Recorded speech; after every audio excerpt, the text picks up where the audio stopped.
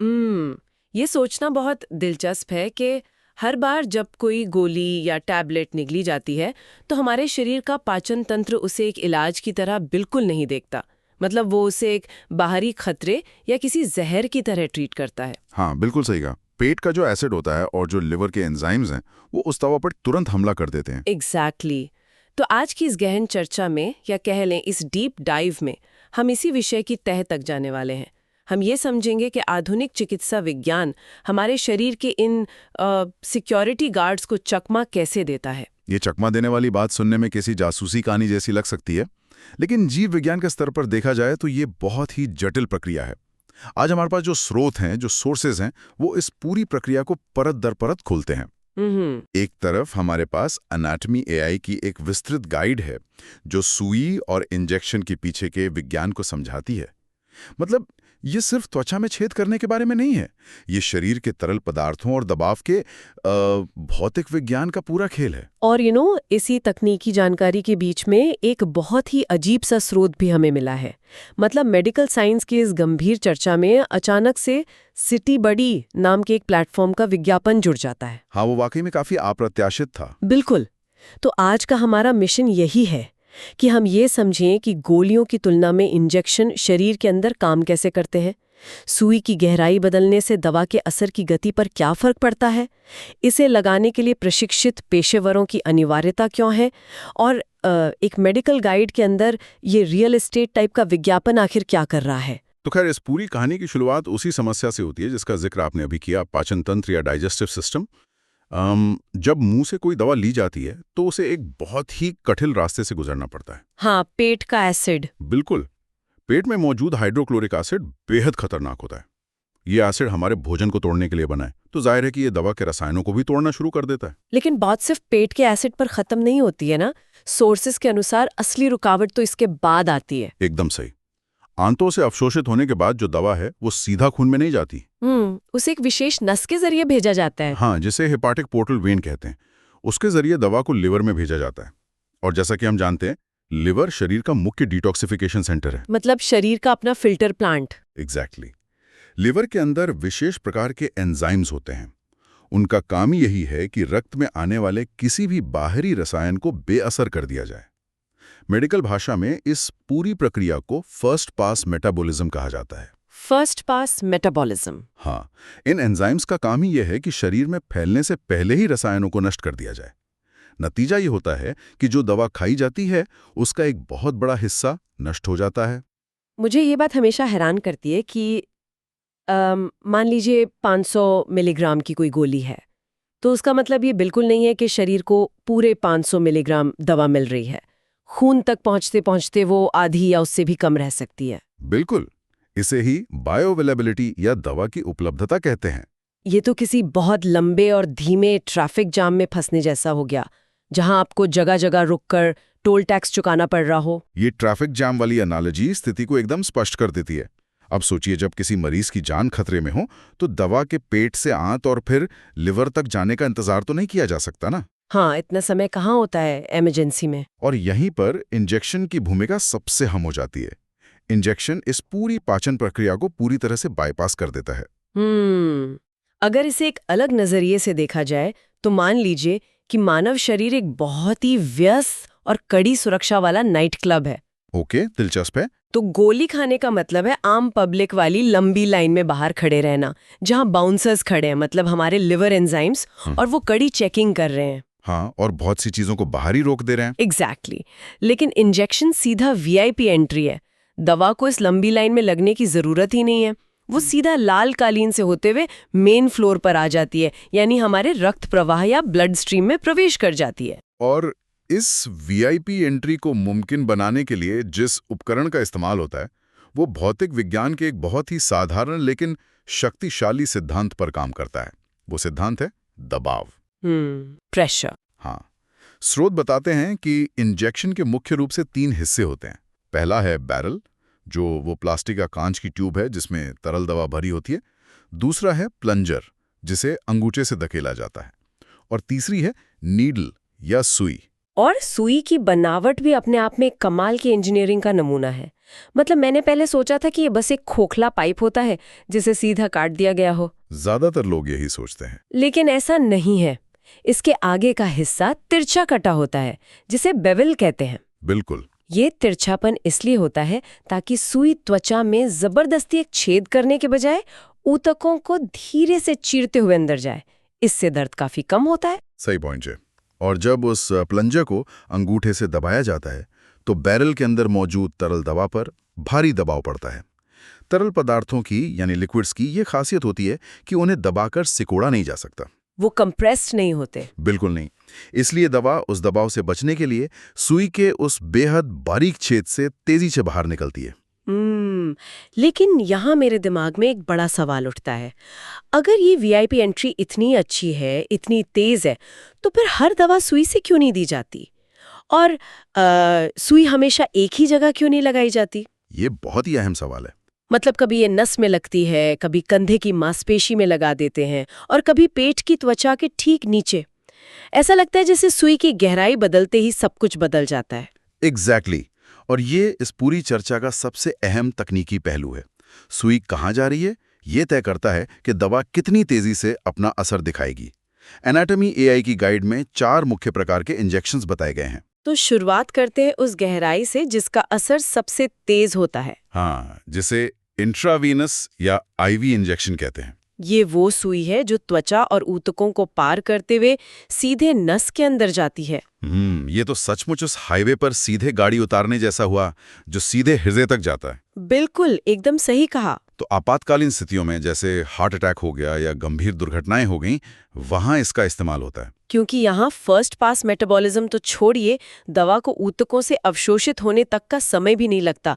वो सीधा blood circulation का हिस्सा बन जाती है। लेकिन आपको पता है, हर बार ये तेज गति फायदेमंद नहीं होती है। अच्छा? हाँ, कई बार हमें दवा का असर एक साथ नहीं चाहिए होता, बल्कि धीरे धीरे चाहिए होता है। मान लीजिए किसी को वैक्सीन दी जा रही है।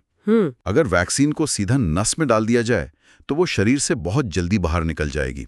हमारी प्रतिरक्षा प्रणाली यानी इम्यून सिस्टम को उस वैक्सीन को पहचानने और उसके खिलाफ एंटीबॉडी बनाने का समय ही नहीं मिलेगा।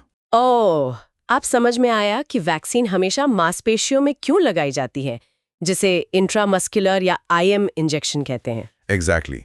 मांसपेशियों में रक्त वाहकों का एक घना जाल तो होता है, लेकिन वो नसों जितना तेज नहीं होता। यहाँ दवा ऊतकों के बीच जमा हो जाती है और फिर धीरे धीरे केशिकाओं यानी कैपिलरीज के जरिए खून में मिलती है। सही कहा। मांसपेशियों का घनत्व और वहां बहने वाला खून इस अवशोषण की गति को नियंत्रित करता है। लेकिन क्या हो अगर हमें दवा का असर इससे भी ज्यादा धीमा चाहिए? इससे भी ज्यादा धीमा? हाँ, कुछ मामलों में दवा का असर कई घंटों तक लगातार होना जरूरी होता है। शायद यहाँ इंसुलिन का उदाहरण सबसे सटीक बैठेगा। बिल्कुल, वही सबसे अच्छा उदाहरण है। मधुमेह या डायबिटीज के रोगियों के लिए इंसुलिन एक ही झटके में खून में पहुंचना बहुत खतरनाक हो सकता है। इसलिए उसे सबक्यूटेनियस या एससी इंजेक्शन के रूप में दिया जाता है। मतलब ये सुई मांसपेशी तक नहीं जाती है, बल्कि त्वचा की ठीक नीचे मौजूद फैट यानी वसा की परत में रुक जाती है। और वसा की परत में एक बहुत ही खास बात होती है, वहां मांसपेशियों की तुलना में रक्त वाहिकाएं बहुत कम होती हैं। इसे हम ऐसे समझ सकते हैं कि जहां मांसपेशी एक ऐसा शहर है जिसमें बहुत सारी सड़कें हैं, वहीं वसा की परत एक ऐसा गांव है जहां बहुत कम रास्ते हैं। क्या बात है, बहुत बढ़िया एनोलॉजी है ये। तो वहां डाली गई दवा खून तक पहुंचने में बहुत समय लेती है। ये इंसुलिन जैसी दवा के लिए एकदम सही है, जिसे पूरे दिन शरीर में धीरे धीरे एक समान मात्रा में पहुंचते रहना चाहिए। और एक चौथी गहराई भी है जो सबसे उथली होती है, इंट्राडर्मल या आईडी इंजेक्शन। इसे त्वचा की परतों एपिडर्मिस और डर्मिस के बिल्कुल बीच में लगाया जाता है। हाँ, ये बहुत ही कम गहराई होती है। मतलब ये इतनी कम गहराई है कि सुई को लगभग त्वचा के समानांतर या पैरेलल रखना पड़ता है, और इसका इस्तेमाल दवा पहुंचाने के लिए नहीं बल्कि परीक्षण के लिए होता है। जैसे ट्यूबरकुलोसिस या टीबी का टेस्ट। हाँ, या फिर एलर्जी की जांच। यहाँ दवा को खून में नहीं भेजा जाता, बस त्वचा के स्थानीय प्रतिरक्षा तंत्र की प्रतिक्रिया देखी जाती है। गहराई के इस पूरे विज्ञान से एक बात तो पूरी तरह स्पष्ट हो जाती है कि सुई लगाना कोई साधारण काम नहीं है। हर ऊतक, हर परत की अपनी एक अलग प्रतिक्रिया होती है। ये एक बहुत ही शक्तिशाली उपकरण है, लेकिन जहां ताकत होती है वहां जोखिम भी बहुत अधिक होते हैं। बिल्कुल। स्रोतों में इन जोखिमों का बहुत विस्तार से जिक्र किया गया है। सुई हमारे शरीर के सबसे बड़े सुरक्षा कवच यानी हमारी त्वचा में सीधा छेद करती है। जो कि अपने आप में एक बड़ा रिस्क है। अगर ये उपकरण और आसपास की जगह पूरी तरह से कीटाणु रहित या स्टेराइल न हो तो बैक्टीरिया सीधा शरीर के उन हिस्सों में पहुंच सकते हैं जहां सामान्य तौर पर उनकी पहुंच असंभव है। संक्रमण या इन्फेक्शन का ये खतरा बहुत वास्तविक है। संक्रमण के अलावा एलर्जी के गंभीर रिएक्शन का भी खतरा रहता है, क्योंकि दवा पाचन तंत्र को तो बाईपास कर चुकी है। अब अगर शरीर दवा के खिलाफ कोई नकारात्मक प्रतिक्रिया देता है, जिसे एनाफिलैक्सिस कहते हैं, हाँ, वो बहुत खतरनाक होता है। तो वो कुछ ही सेकंड में पूरे शरीर में फैल जाएगी। उसे वापस निकालने या रोकने का समय बहुत कम होता है। लेकिन सबसे डरावना जोखिम जो मुझे इन सोर्सेज में लगा वो है नसों में चोट या नर्व डैमेज का खतरा। हाँ, ये बहुत क्रिटिकल पॉइंट है। सुई लगाना सिर्फ गहराई तय करना नहीं है। इसे ऐसे समझ सकते हैं, मान लीजिए किसी शहर में सड़क के नीचे पानी की नई पाइपलाइन बिछानी है। ओके। अगर खुदाई करने वाले के पास उस शहर की अंडरग्राउंड वायरिंग का नक्शा नहीं है और वो अंधाधुंध खुदाई कर दे तो हो सकता है कि वो शहर की मुख्य बिजली की तार को काट दे। इससे पूरे इलाके की बत्ती गुल हो जाएगी। ये शरीर की एनाटॉमी को समझने के लिए एक बेहतरीन रूपक है। मानव शरीर भी इसी तरह तारों से, मतलब तंत्रिकाओं या नर्व से भरा हुआ है। एग्जैक्टली। एक प्रशिक्षित मेडिकल प्रोफेशनल के दिमाग में शरीर का वो 3D नक्शा होता है। उसे पता होता है कि अगर वो कूल्हे के पास इंट्रामस्कुलर इंजेक्शन लगा रहा है तो वहां से शरीर की सबसे मोटी तंत्रिका गुजरती है, साइटिक नर्व। और अगर सुई गलती से उस तंत्रिका से टकरा जाए तो क्या होगा? तो उसका परिणाम भयानक हो सकता है। यह सिर्फ थोड़ा सा दर्द नहीं होगा, तंत्रिका को नुकसान पहुंचने से पैरों में तेज सुन्नपन आ सकता है, जीवन भर का दर्द हो सकता है, या कुछ मामलों में लकवा तक मार सकता है। बाप रे। इसके अलावा गलत कोण पर सुई लगाने से दवा उस ऊतक में नहीं पहुंचेगी जहां उसे होना चाहिए। अगर एक सबक्यूटेनियस इंजेक्शन गलती से मांसपेशी में लग जाए तो दवा बहुत तेजी से अवशोषित हो जाएगी, जो मरीज के लिए जानलेवा भी हो सकता है। इन सब बातों से ये बिल्कुल साफ हो जाता है कि सुरक्षित इंजेक्शन के लिए प्रशिक्षित पेशेवरों की अनिवार्यता पर इतना जोर क्यों दिया जाता है। मतलब सुई को किस कोण पर पकड़ना है, प्लंजर को कितनी गति से धकेलना है, शरीर के किस हिस्से को चुनना है और सबसे बढ़कर स्वच्छता के प्रोटोकॉल का पालन कैसे करना है, ये सब कोई यूट्यूब वीडियो देखकर नहीं सीख सकता। बिल्कुल नहीं। ये मेडिकल साइंस की वो जिम्मेदारी है जो अनुभव और कड़ी ट्रेनिंग से ही आती है। सही बात है। खैर, अब तक की हमारी चर्चा पूरी तरह से मानव जीव विज्ञान और चिकित्सा विज्ञान के इर्द गिर्द रही है, लेकिन एनाटॉमी एआई की इसी गाइड में एक ऐसा बिंदु आता है जो ध्यान खींचने के नए तरीकों पर सोचने को मजबूर कर देता है। हाँ, वो विज्ञापन वाला हिस्सा। जी, स्रोतों में इस गंभीर मेडिकल जानकारी के बीच अचानक एक व्यावसायिक विज्ञापन डाला गया है। मतलब ये वाकई काफी अजीब स्रोत है। मेडिकल साइंस और फर्स्ट पास मेटाबॉलिज्म की बात करते करते अचानक ये पीडीएफ खुद को एक रियल एस्टेट या पीजी खोजने वाले प्लेटफॉर्म के विज्ञापन में बदल लेती है, एकदम आउट ऑफ नोवेयर। उसमें बाकायदा एक पंक्ति लिखी है, injection gives instant effect and city buddy gives instant leads. मतलब इंजेक्शन तुरंत असर देता है और सिटी बडी तुरंत लीड्स देता है। अगर हम इसे डिजिटल मार्केटिंग या अटेंशन इकोनॉमी के नजरिए से देखें तो ये एक बहुत ही सोचा समझा प्रयोग लगता है। आज के समय में किसी का भी ध्यान लंबे समय तक बांधे रखना सबसे मुश्किल काम है। हाँ, लोगों का अटेंशन स्पैन बहुत कम हो गया है। तो एनाटॉमी जैसी वैज्ञानिक और रोचक जानकारी का इस्तेमाल करके पहले पाठक का ध्यान खींचना और फिर जब वो पूरी तरह से जुड़ा हुआ हो तो उसे एक व्यापारिक संदेश थमा देना, ये काफी चालाकी भरा है। और ये संदेश है citybuddy.in के बारे में। स्रोत में दी गई जानकारी के अनुसार ये एक ऐसा प्लेटफॉर्म है जहां बिना किसी ब्रोकर के पेइंग गेस्ट यानी पीजी खोजें और लिस्ट किए जा सकते हैं। इस प्लेटफॉर्म की कार्यप्रणाली को अगर हम अपनी पहले की मेडिकल चर्चा से जोड़ें तो ये एनालॉजी काफी दिलचस्प है। वो कैसे? जैसे इंजेक्शन पाचन तंत्र के उस लंबे ट्रैफिक जैम, लिवर एंजाइम्स और आंतों को बाईपास करके दवा को सीधा खून में पहुंचाता है, वैसे ही ये प्लेटफॉर्म बीच के दलालों या ब्रोकर्स को बाईपास करके सीधे पीजी मालिकों और किराएदारों को जोड़ता है। तकनीकी रूप से देखा जाए तो यह business model direct to consumer अवधारणा पर आधारित है।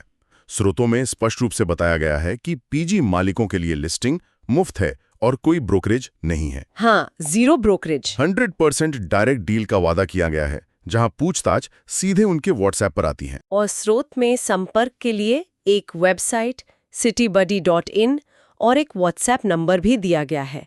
नंबर है +91 95549 21626। बिल्कुल। जो लोग नए शहर में कमरा ढूंढ रहे हैं वे आसपास के पीजी खोज सकते हैं, कीमतों की तुलना कर सकते हैं और सीधे मालिकों से बात कर सकते हैं। लेकिन एक विश्लेषक के तौर पर जो बात मुझे सबसे ज्यादा सोचने पर मजबूर करती है वो है इस विज्ञापन के अंत में दिया गया प्रस्ताव। क्या आप वो वीडियो एनिमेशन वाले प्रस्ताव की बात करें? हाँ, एग्जैक्टली।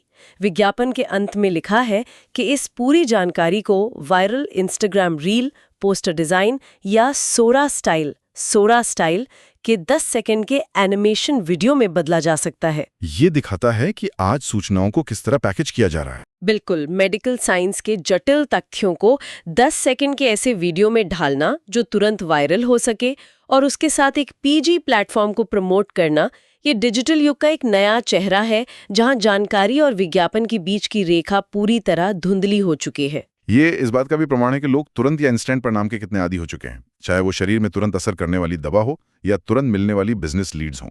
गति या स्पीड की मांग हर क्षेत्र में हावी है। सही कहा।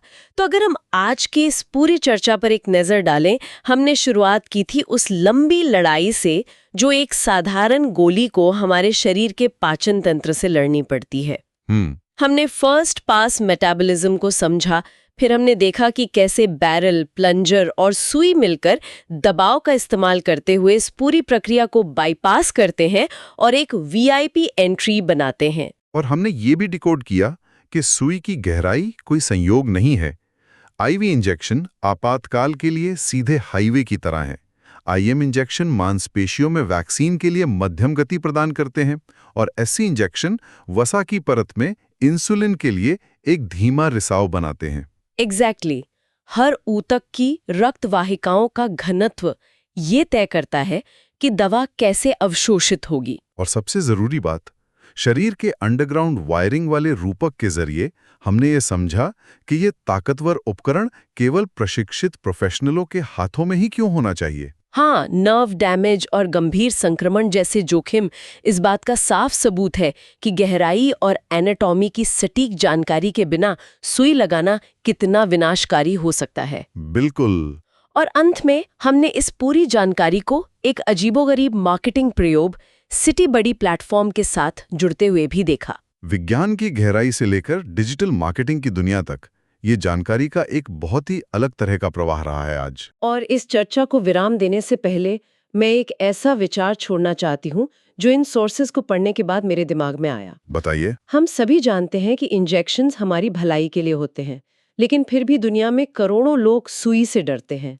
इस डर को ट्रिपैनोफोबिया कहा जाता है। हाँ, सुई का डर बहुत आम है। लेकिन दिलचस्प बात यह है कि ये डर कोई कमजोरी नहीं है, बल्कि ये एक विकासवादी विरोधाभास है, मतलब एक एवोल्यूशनरी पैराडॉक्स। वो कैसे? लाखों सालों के विकास ने हमारे मस्तिष्क को ये सिखाया है कि त्वचा के सुरक्षा कवच को छेदने वाले कोई भी नुकीली चीज, चाहे वो किसी जानवर का दांत हो, कोई जहरीला कांटा हो या कोई नुकीला पत्थर हो, वो मौत या खतरे का संकेत है। ओह, ये तो बहुत गहरा विचार है ना? जब एक सुई हमारे पास आती है तो हमारे दिमाग का वो पुराना हिस्सा अलार्म बजाने लगता है। वो चीख चीख कर कहता है कि इस रक्षा कवच को मत टूटने दो। लेकिन फिर हमारा लॉजिक बीच में आता है। मस्तिष्क का सबसे विकसित हिस्सा, हमारी तार्किक सोच, उस अलार्म को शांत करती है। वो कहती है नहीं, ये नुकीली चीज हमें मारने नहीं बल्कि बचाने आ रही है। तो ये एक संघर्ष है। बिल्कुल। सुई लगाते समय जो एक हल्का सा तनाव हम महसूस करते हैं, वो असल में हमारे लाखों साल पुराने जंगली डर और हमारे आधुनिक तार्किक विज्ञान के बीच होने वाली एक छोटी सी जंग है। तो जब अगली बार कोई सुई त्वचा के करीब आए तो विज्ञान और हमारे विकास के बीच के उस मौन संघर्ष पर जरूर विचार किया जा सकता है। ये वाकई सोचने वाली बात है। तो इसी विचार के साथ आज की ये गहन चर्चा हम यहीं समाप्त करते हैं।